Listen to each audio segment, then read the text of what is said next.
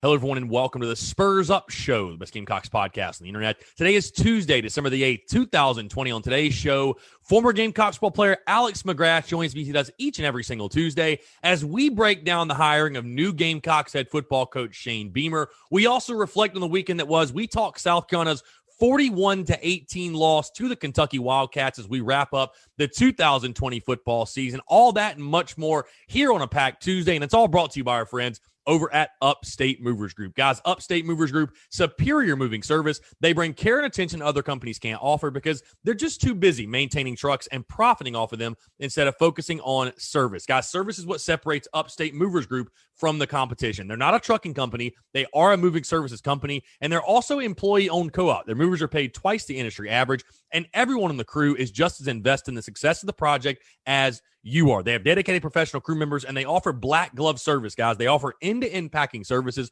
custom crating and packaging for special items, and cleaning services as well. They are founded by Greenville natives and University of South Carolina alumni, guys, so a Gamecock-owned small business. They also offer 20 years of project management moving experience, and they can offer logistics and solutions that traditional moving companies simply do not have the skills for. Guys, whether you're in the upstate or across the state of South Carolina, if you have any moving needs, because we all know moving can be such a process, you lose things, you break things, you simply don't want to do it. Let the guys over at Upstate Movers Group take care of you. You can find them on social media at Upstate Movers Group, or check out their website for, again, all of your moving needs, whether you're in the upstate or across the state of South Carolina. They're at upstatemoversgroup.com. Check them out, upstatemoversgroup.com. The show is also brought to you by our friends over at Southern Oaks Remodeling. Guys, locally and family owned, over 15 years of experience. They specialize in roofing, windows, doors, siding, and additions, and they're serving the greater Columbia area, guys. Whatever project you have in mind, this is the perfect time to do so. We're in the holiday season. Again, they can do it all. Roofing, windows, doors, siding, additions. Oh, also, by the way,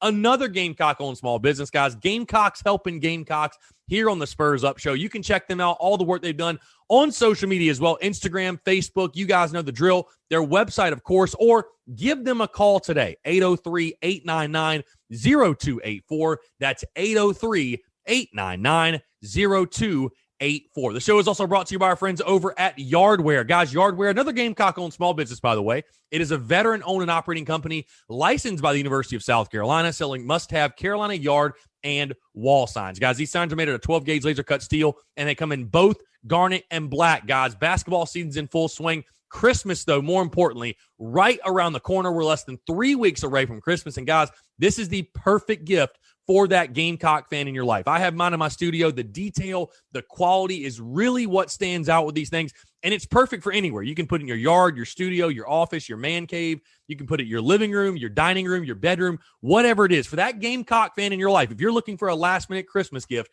this is it. You can check them out on social media at Yardware Signs if you want to see what they offer. But if you want to order your sign, again, guys, Christmas is right around the corner. Get yours today so you have it in time for Christmas. You can put that thing under the tree. You can use it as a stocking stuffer, whatever it may be.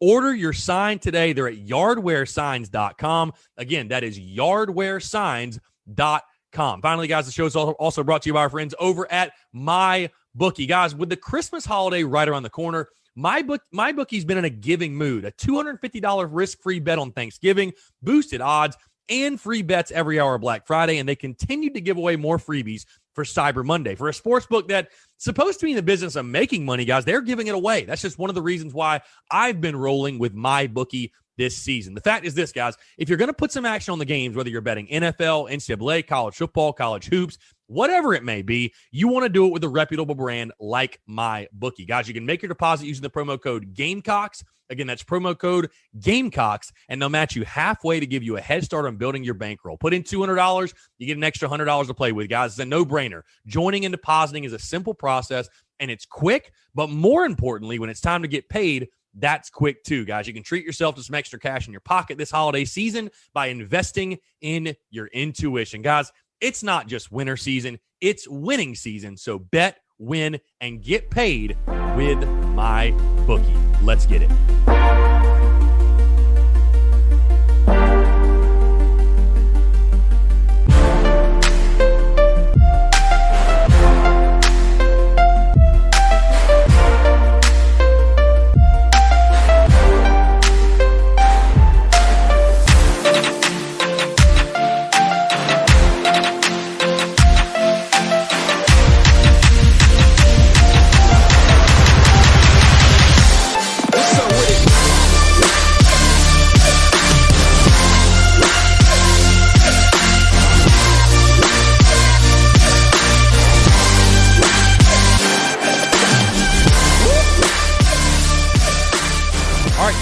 Spurs Up Show as he does each and every single Tuesday. Former Gamecocks football player Alex McGrath. Alex, appreciate you taking the time, my friend. Obviously, we have a lot to get into. Believe it or not, with everything that happened, there still was a game on Saturday I want to touch on just briefly. But obviously, all aboard the Shane train. Shane Beamer has been hired as South Carolina's 36th overall head football coach in school history. And obviously, the guy that I know you very much so wanted, the guy that you were there when he was there at South Carolina. So we're going to break all that down in its entirety, of course. But first things first, man, how was your weekend?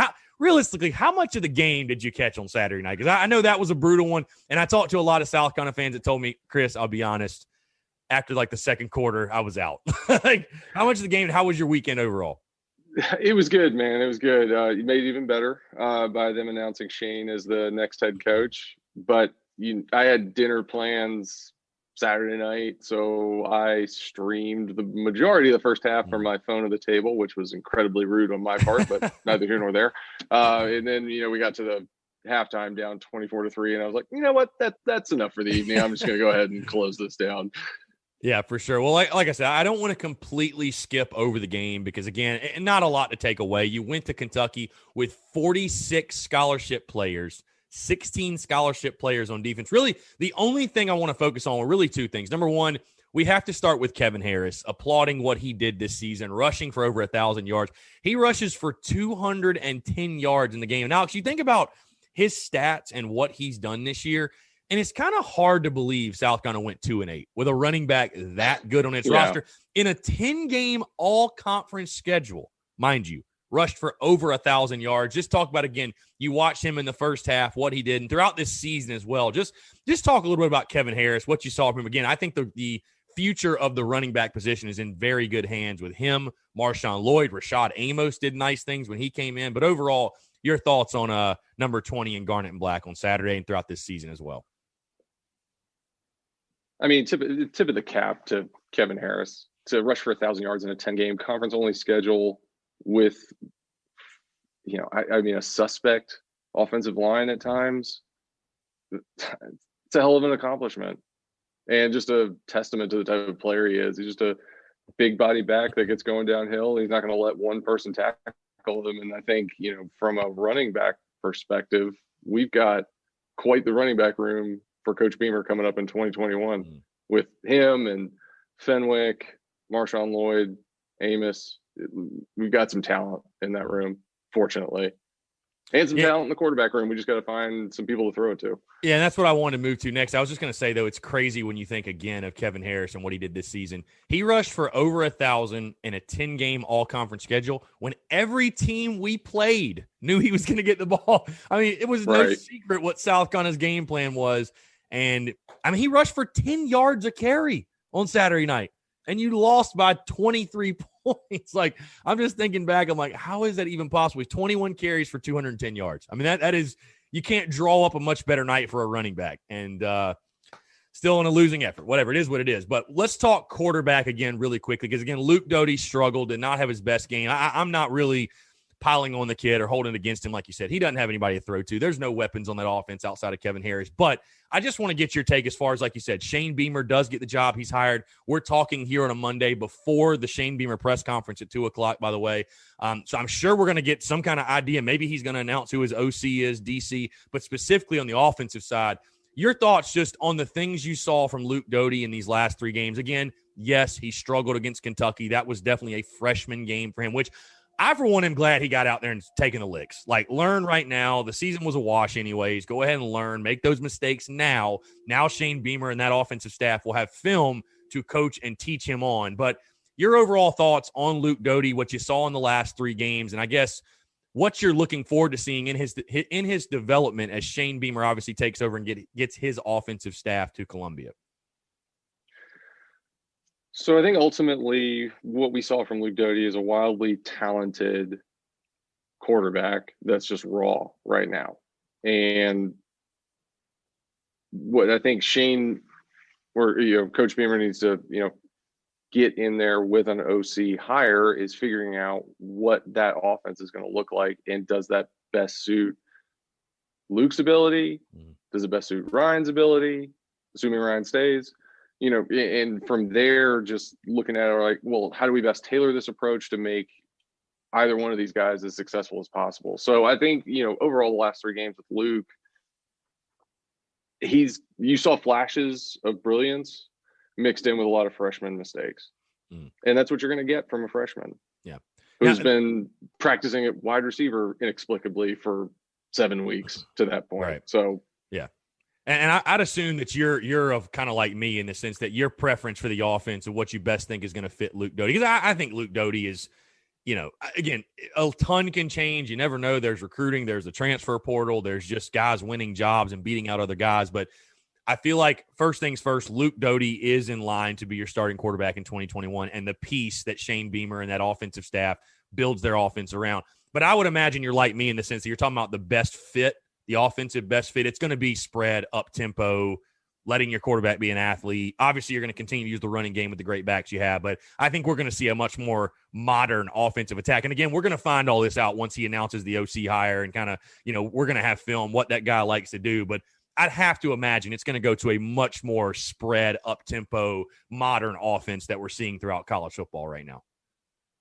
I would like to think so, but I think going back to that and, going back on our conversations that we had last year talking about Ryan, at the end of the day, I think he was put in an uncomfortable situation for himself because, he ran that, up-tempo, high-flying offense in high school.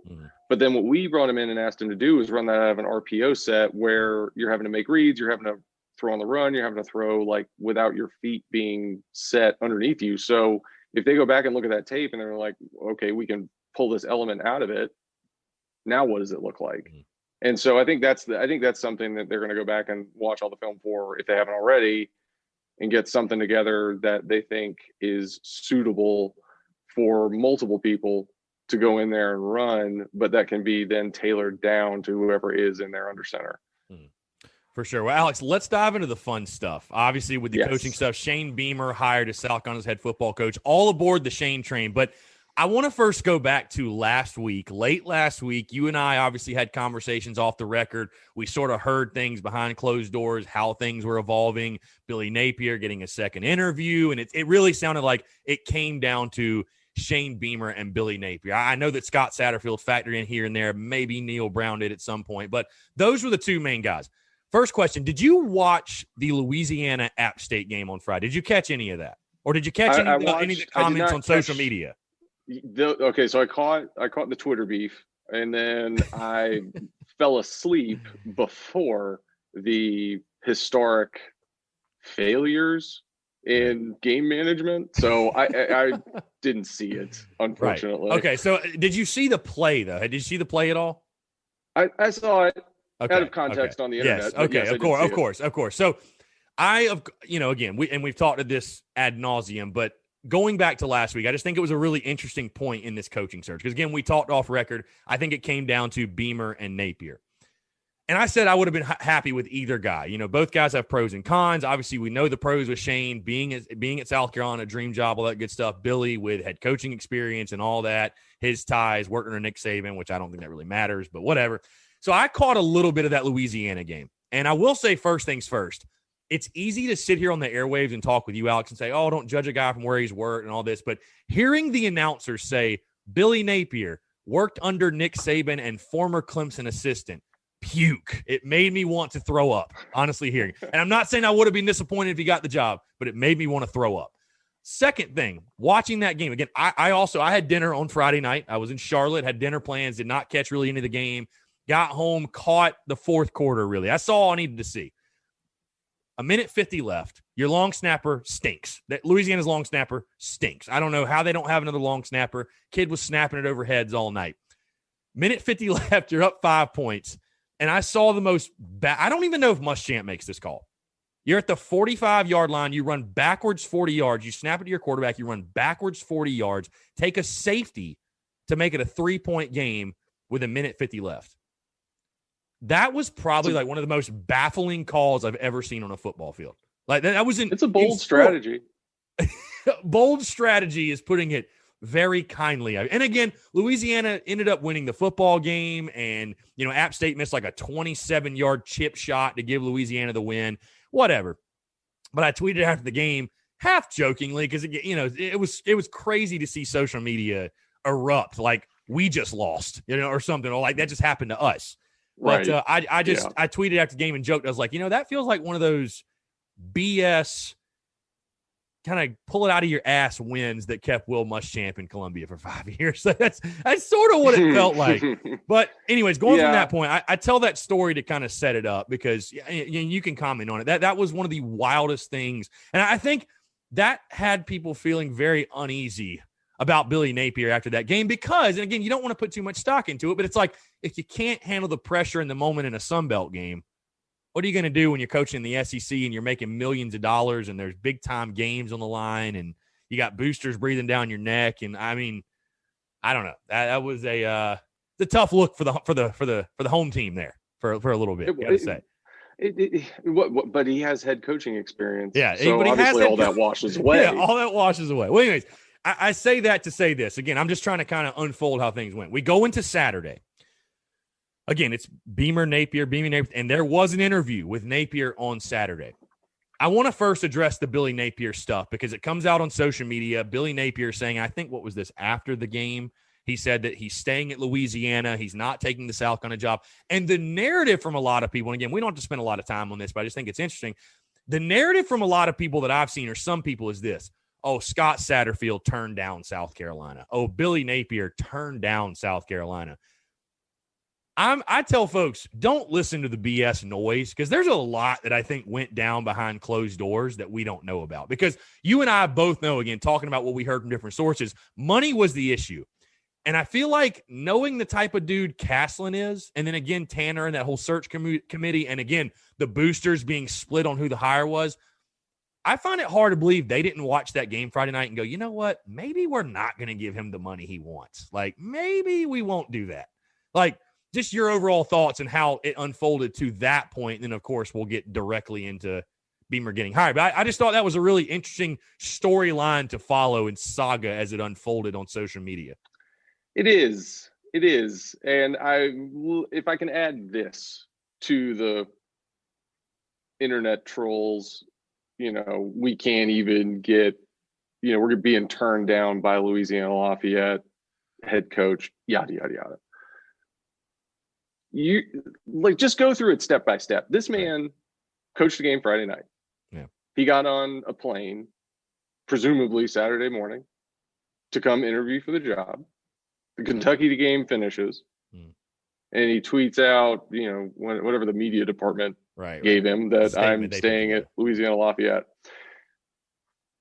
Given those factors, your presumption is that he flew to Columbia to, after a game that ended at 11:30 at night, to tell Ray Tanner and Dan Caslen he was staying. Yeah, that kind of reminds me of the scene in Batman where they fly over to China and he's like, "We just want to tell you we're not going to be doing business with you." He's like, a phone call would have sufficed. He's like, "Oh, he just didn't want you to think we were intentionally wasting your time." Yeah. I don't think he flew to Columbia because he didn't want the job. Put it that way. No, either they didn't come to an agreement with him, or they called him and were like, we're going in a different direction.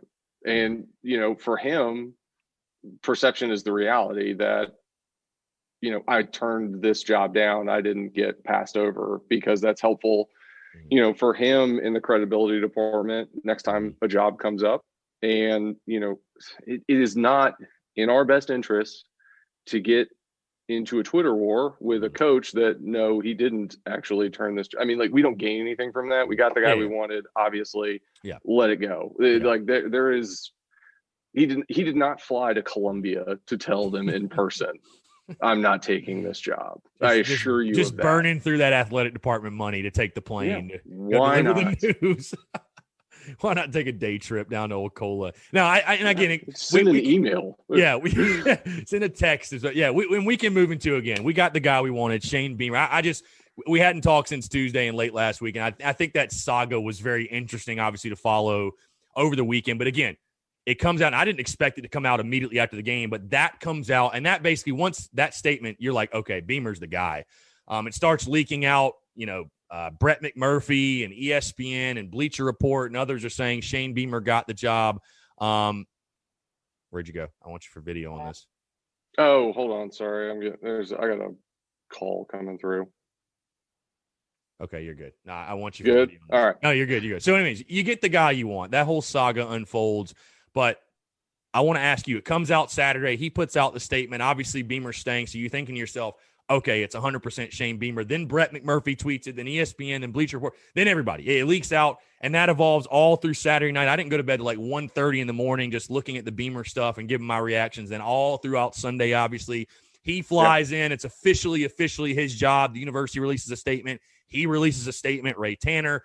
Shane Beamer's the head football coach, University of South Carolina. Alex, I want to get your takeaway, your feedback, your thoughts, because, again, I think it's awesome that I have you to chat with because your perspective is extremely valuable as somebody who was there when he was there. You know the guy. You've seen him as a coach. And, again, people are going to say the different thing. And I'll say this. I won't knock any Gamecock fan who has uncertainties or if they're a little skeptical or if they're a little worried because, again, like I said, every candidate had pros and cons. But at the end of the day, again, I think South Carolina got the guy that we all wanted and that I think was the best fit for this job, especially when you look at the state of South Carolina football right now, the cultural issues behind closed doors. Shane Beamer is the perfect guy to come in and reestablish that culture, reestablish that standard, and get South Carolina football back. Maybe not even to what Steve Spurrier had it at, because I don't know if anybody will ever do that, but at least get it closer back and get it going back in the direction it needs to be. But I want to get your full reaction, your full thoughts. You got your guy, man. How happy are you sitting on a Monday that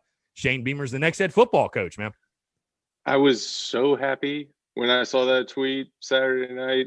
And I think I even texted you this. This is legitimately the best day in Gamecock football since 2013. Mm-hmm. And I mean, he just gets it. And I think at the end of the day, this job is not a second opportunity. It's not a stepping stone. This is where he wants to be. And I don't think you could say that about any of the other candidates that we interviewed, to where there wasn't aspirations of going somewhere else or going to the NFL or, I'm going to do well at this program and then I'm going to get the next big gig. This is where Shane wants to be long term. And I think you could see that on his face from the videos that Gamecock football put out there. Just the emotion of walking back into that stadium and remembering everything that had happened there. And from the trepidation angle, anytime you hire a head coach, it's a 50-50 proposition. Mm-hmm. I mean, there was one sure thing on the market, and apparently he's currently toying with the Texas Longhorns. And so that didn't happen. And you got to hire the right guy for the right job. And I think Shane is the right guy for this job because he's not a coordinator. He famously has never been one or a head coach. And you look at it from the standpoint of he's going to hire quality assistant coaches, OCs, DCs, everybody from that level down to do their job and focus his time and energy on the stuff that makes the program go, from recruiting, glad handing with boosters, making sure the program's running the right way. For me, being around him, especially, when he was the recruiting coordinator, the guys that he brought in during that time period are what built those 11-2 seasons. So I think he's somebody that can 100% match the success that Coach Spurrier had here, as long as he's got the right pieces in place underneath him. And fortunately for us, he has so much experience in these hugely successful programs, from Virginia Tech to us when we hit the heights, Georgia, Oklahoma. He knows how to do that, and he's seen it firsthand.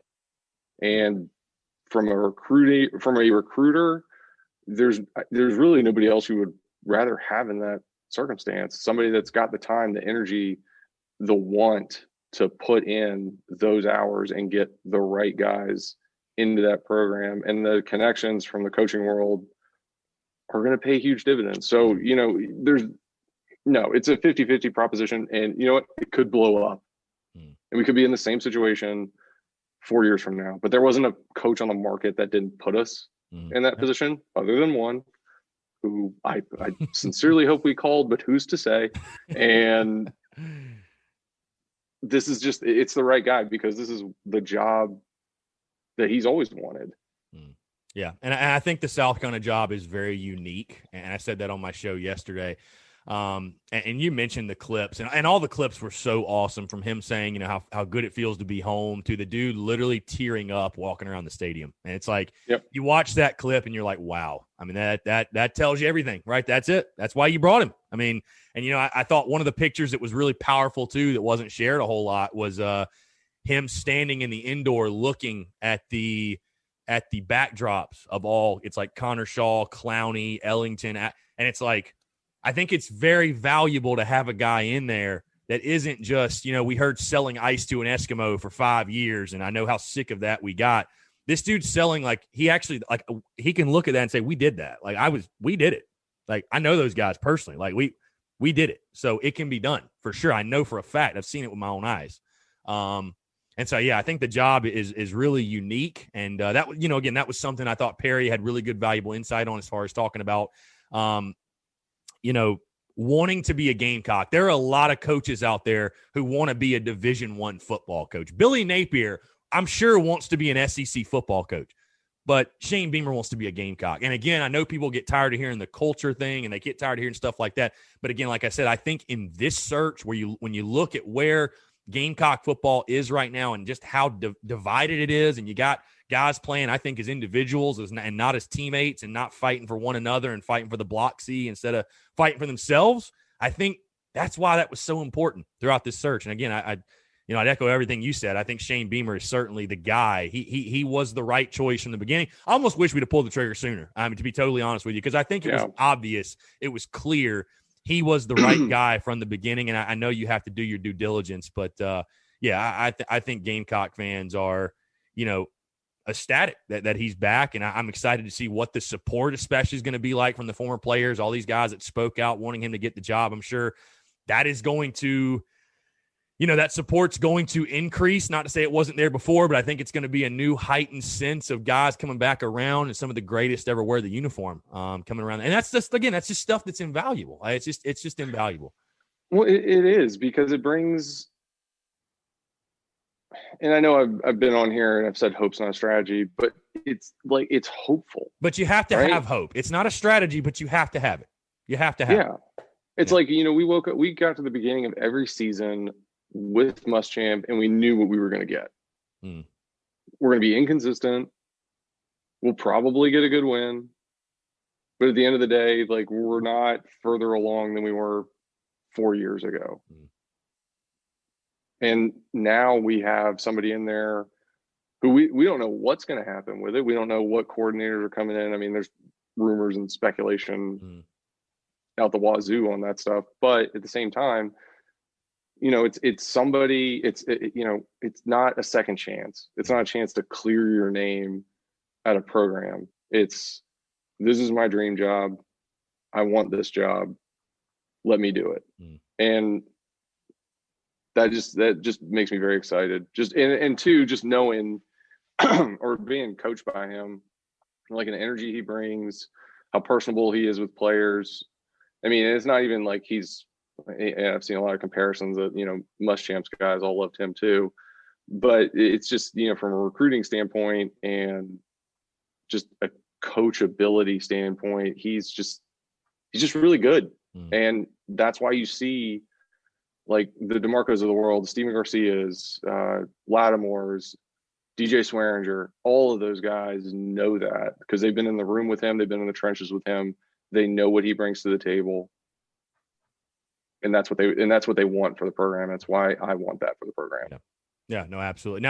Now that he's hired, the work begins. Obviously, Shane Beamer on the job now. Again, we're talking here on a Monday. You talk about the speculation with the coordinators, and again, we could spend a whole separate show throwing around names, and that's something that I think probably, again, we're about an hour and a half away from Shane Beamer's introductory presser. I think that's probably something we will find out, if not today, very, very soon. But I want to ask you more about the current staff, or if you think there will be any holdovers, because we already saw Travaris Robinson officially fired. I don't know if you kind of saw how that came down, because people were asking me, hey, who else has been fired? And I was like, well, I think it actually kind of happened by accident, because a lot of the, as Spurrier were calling, the media boys were around the facility yesterday, and Travaris Robinson was walking out of the facility and apparently told one of the guys, you're not going to take a picture of me cleaning my shit out, are you?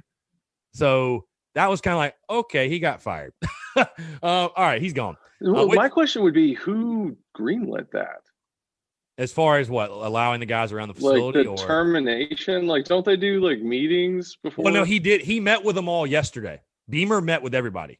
So from what I saw, he went into coaching interviews? Individual, yeah. Oh, yeah. Individual, yeah. So that's the guys, again, that were hanging around the facility. They were tweeting, and Beamer was doing one-on-ones with everybody. So it's not official, again, who has been retained, who has been let go, except for Travaris Robinson and Kyle Krantz, special teams coordinator, which that does not surprise me because Beamer ball. We got special teams on lock. We're good. It's Beamer ball, baby. Beamer ball. That's it. Go buy the T-shirts. But Travaris Robinson let go. And again, I think most of the staff will be let go. I think ESPN reported that Connor Shaw will be part of the staff, which I think is a brilliant move. And again, what we all expected. How many holdovers would you expect from the staff? Are you thinking maybe just that one? You thinking there will be 2 or 3? I know the names Des Kitchings have come up, running backs coach. I know Bobby Bentley has come up because of his ties in state and recruiting. He's actually done a really good job for South Carolina recruiting. I will tip my cap to Bobby. But, because I have fans asking, you think this guy will stay, this guy will stay? I think it's going to be maximum 2 to 3 guys. I mean, I think for the most part, you're going to see Shane Beamer bring in an entire new crop, which is normal. That's standard protocol for a coaching right, team. Yeah. But your thoughts overall on kind of the evolving coaching staff moves, if you will. So the 2 that I've heard are borderline locks are Connor Shaw and Rod Wilson. Right. Yeah. Yep. Former Gamecocks. That's for sure. Yep. Yeah. Other than that, I have not heard one way or the other on anybody. I don't think it would be a bad idea to keep Bentley at all, just again, because of the recruiting ties. But those are the only 2 that I've gotten any insight on. Right. Yeah. No, I think for sure. I'd love to as see far him keep, the rest of them. Yeah, I'd love to see him keep Shaw and Rod Wilson. As many former Gamecocks you had, the better. And I think I told you this last week, and I'll go ahead and say the rumor that I heard as well from my sources that Dylan Thompson will be brought in for player development, which I think would be really cool. He's been doing that with the Detroit Lions, and a guy that maybe isn't quite as glorified as some other Gamecock quarterbacks, but was a damn good player in his own right and was there during the glory years. So I think and it's not even Dylan back. It's not even the glory years thing. It's just like, is he good at his job? Yeah. Is he also connected to the program? Well, you're working for the Lions in the NFL. I think you have to be decent at it. I mean, well, exactly. Yeah. So and he knows what he's talking about. So yeah, I mean, if we need somebody in that role, and we've got somebody that's qualified to do it, that's also been in the program and very successful, grab that guy for sure. Well, let's address, Alex, the elephant in the room, because the very small – and I made this joke, by the way, Alex, on social media because, a lot of people, of course, I was the kind of the leader, what's the word I'm looking for? Kind of the trailblazer of the Fire Must Chant movement way back in the UNC game in 2019. And so I got labeled fairly unfairly, who gives a damn, by a lot of people of he's the Fire Must Chant guy, negative this, negative that, which, again, whatever, the claims are fine. But I thought it was funny that Shane Beamer, not even on the job for 24 hours yet, and I made the joke, hey, I'm not the first guy to be negative about the new head coach, because you already got people complaining about, number one, him even getting hired, and number two, it comes out that he will coach Oklahoma through the Big 12 championship, I assume is what it is, so for the next week or two or however long. So he's going to honor that commitment at Oklahoma. Obviously, we know the early signing period is coming up December 16th, and I will admit it's a little different. Like, I didn't expect that necessarily. But your overall thoughts on that? Again, it hasn't been a lot of fans, but you have kind of the small bit on Twitter that have freaked out over it. Is that something that, from your experience, is normal that a coach would do that? And what do you think about it? Because I see it on both sides, but I see it on mainly the side of, I think it's an honorable thing to do. Guy honors his commitment. He honors it to Oklahoma, and, he can recruit via Zoom. These are unprecedented times. You know what I mean? But your overall thoughts on that? I'd imagine you're like me in the sense that you really don't feel like that's that big of a deal like some are making it out to be. No, I don't think it's a big deal at all.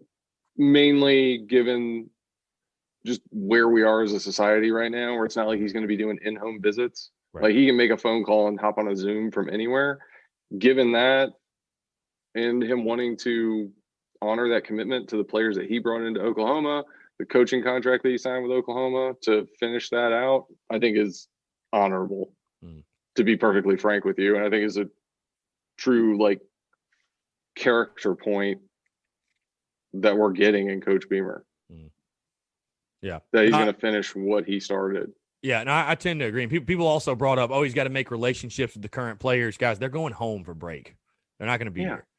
They're not going to be here. They're not going to be. So I don't really know, like, you know, and I put it again on social media, Alex. It's more so I think the people that are just dragging this out and upset, you're not upset because he's coaching out Oklahoma for another week and a half. You're upset because you wanted Billy Napier or somebody else and you didn't get him. And it is what it is. Just call it what it is. Just hop on the Shane train and get over it. I mean, really, it's all aboard the Shane train for sure. But yeah, Alex. No matter who's back there, it's not Will Muschamp. Everybody just smile and carry on. Yeah, like you said, the floor was insanely higher in this coach. And I think this, by the way, went much smoother than 2015 did. It wasn't nearly the train wreck nationally that we saw where it really was Kirby Smart said, nah, I'm going to go to UGA. And Tom Herman was like, nah, I'm going to go to Texas. And then you're like, wow, we have to settle for the guy that got fired by Florida. So wasn't nearly we didn't level. Have to do that. Well, we didn't have to, right. But we did. Wouldn't it be something though if somehow like Tom Herman got fired and he was our offensive coordinator? What a situation. It's just wild. I mean, I tell people, and I would present this to you as well, but I tell them, I'm like, what's worse or what's tougher? Being a South Carolina fan and you're trying to, you had that stretch with Coach Spurrier, but like you're trying to kind of break through that ceiling and like, you know what I'm saying, get to that level. Or being a fan of a program like Texas or Florida State, where it's like, you don't have an excuse. Like, you've won national titles. You have tradition. You have all the facilities and the resources, and like, you're still not good. I mean, it makes it's baffling. I don't know how Texas football isn't good. I don't understand it. I really don't. I don't know either. Like that is a truly puzzling, like, especially like if you think Baylor was good. Yeah. And like significantly better than Texas was for pretty long stretch there, is just baffling. Yeah. And that was kind of the point Perry brought up too, as far as like people calling hires a home run hire. It's like, well, at the time, Tom Herman was a home run hire at Texas, and we all see how that's gone. I mean, he had that thing rolling at Houston, and for whatever reason, I mean, doesn't always work out. Justin Fuente at Vatech. It doesn't always work out, you know. Just doesn't. It doesn't, but like the Tom Herman thing, like I get it, but at the same time, like they're not bad either. Their expectations are Bama level. Correct. But I mean, they're going to go 7-3, whatever. They've won a Sugar Bowl. They beat Georgia. They've won double-digit games, I think, twice since he's been there. So I mean, it's not like it's a abject disaster. It's not what they probably expected, where they were like, we're going to get in the college football playoff year one. Well, that didn't happen.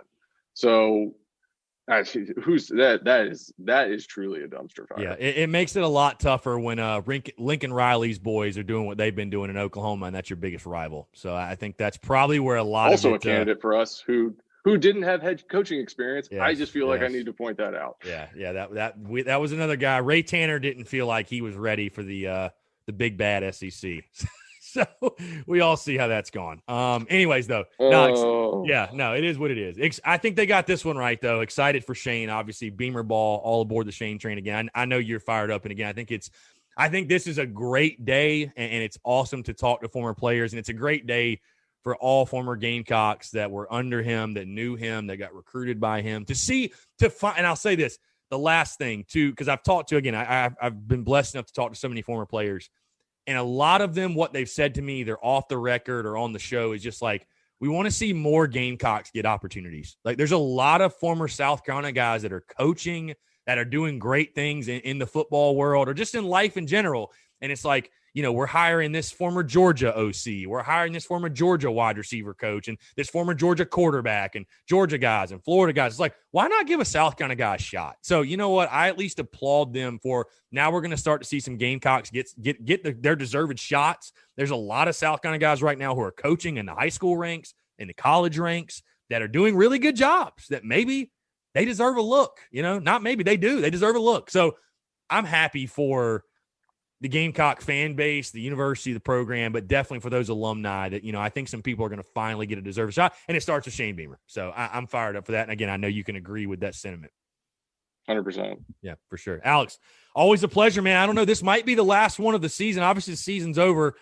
We got recruiting and stuff, so obviously we'll be in touch and we'll kind of figure it out from there. But Alex, it's been a pleasure, man. I will say it's been awesome. Obviously we started this thing last year, but having you on yet again in the 2020 season and kind of going through this tumultuous season with you, but the coaching search and hey, the one positive going 2-8, Muschamp got fired. Now Shane Beamer is your head coach. There was a positive from this season. It did come from it. But hey, if another positive, we almost hit our projections before the season started. Yeah, really. 3-7 for me, and what I guess you had what? Did you also have 3-7? Was that right?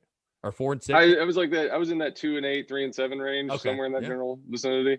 Yeah, no, for sure. And maybe we do know what we're talking about. I won a bet with a guy on Twitter for a free dinner at Hall's Chop House. So just because I took the under 3.5. So I mean, bam, and we got a new coach. I mean, it's just great. That steak is going to taste mighty sweet whenever we go. But no, seriously, Alex, it's been a pleasure, man. The 2020 season was fun. I know we're going to have you on again, obviously, really soon. But I just want to say thank you for taking your time all season, and can't wait to do it again. No, man, I appreciate you letting me come on. It's good to have an outlet to chat about my frustrations within the program that hopefully have dwindled a considerable amount now that Coach Beamer's here. Is a bowl game in play for us? Yeah, so I think it is. I would expect us to turn down a bowl game invite because there's much bigger fish to fry right now. You have recruiting, you have putting a staff in place. I mean, you're already letting guys go. How are you going to field a staff? And heck, like I said, you only took 46 scholarship players at Lexington. I think a bowl game is. We should just kind of. Nah, we're fine. We'll thanks, but no thanks. Let's move on to 2021. That's just me. I would love it for reps for Luke Doty. I know we talked about that before, but I would expect South Carolina to say no to a bowl game. That's just me. I mean, I have no idea, but I'd be surprised. But again, that's something I'm sure we'll find out maybe today, maybe the next couple days. But yeah, we'll see. I'd expect them to say no though. That's just my that makes a lot of sense. Cents, so.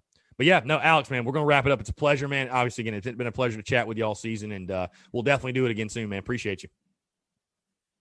Absolutely, buddy. We'll see you in 2021. Absolutely. He's Alex McGrath. I'm Chris Phillips. We appreciate you guys tuning in, and we'll catch you next time on the episode of the Spurs Up Show.